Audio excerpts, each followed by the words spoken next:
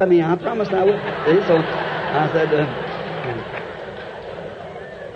I said, no, sir, I'm a preacher, a missionary. He said, a what? I said, a missionary. And he just stood and looked at me for a few minutes. I said, do you have any hope for life hereafter? What is your hope? He said, I'm a Jack Mormon. And I said, a what? He said, a Jack Mormon. I said, what kind's that? So the one that swears and drinks coffee and smokes cigarettes. I said, well, honest confession's good for the soul. And he said, I want to ask you something. He said, I am told that the Mormon church is the only true church there is.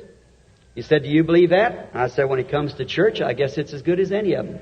I only know one truth, and that's Jesus Christ. I said, I know He's true. Well, he said, I had a baby born the other night, stillborn. He said, I'm told that this baby, because it was stillborn, God never did breathe the breath of life into it, that I'll never see it again. He said, what do you think about that? Well, I said, you won't as a Jack Mormon. You sure won't. That's one thing sure. You won't see it as long as you stay a Jack Mormon. And he said, well, he had been pushing at me, so why not push him back a little bit? You see, we had time to push back. So he said, I said, what's the matter? He said, I don't know. And he said, well, what do you think? I said, I am acquainted with many fine, I didn't know he was a Mormon. And I know it being in Utah, it probably was, but because most of the people up there are Mormon around Salt Lake City. This wasn't Salt Lake City, however.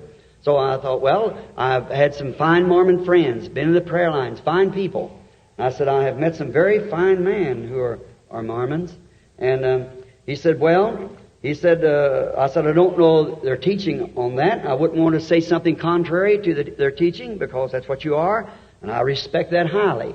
And I said, well, you believe that? He said, yes, sir, I do, but said I don't live to it. I said, well, I believe that the Bible teaches that God knew that baby millions of years ago before the foundation of the world. I said, God told Jeremiah before you was ever conceived in your mother's womb, before you ever was come forth from the belly, I knew you, sanctified you, and ordained you a prophet to the nations.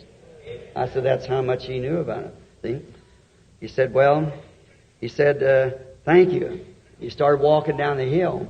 And then he met with this other fella, and he said, why didn't you tell me that guy was a preacher? And so he talked to him a little bit and began telling him about the meetings. Mormons believe prophecy. Might not be any here, but they do believe in prophecy. But so maybe I'm talking out of school. Well, but however, they believe, and he come back to me and said, I understand that you are a prophet. I said, no, sir. I said, the Lord has showed me a few things to happen. And he took off right away, said, let's go in. And he got in his car and went down to his little city from where he lived. In a few moments he was missing. We was fixing the dogs to take another hunt right after lunch.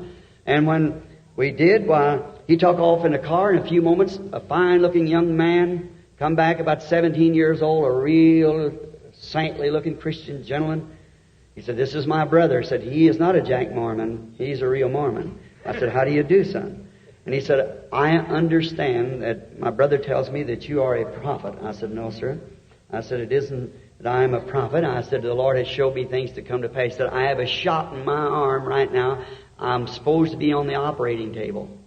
He said, but my brother told me this. And I said, if that's so, I don't need the operation.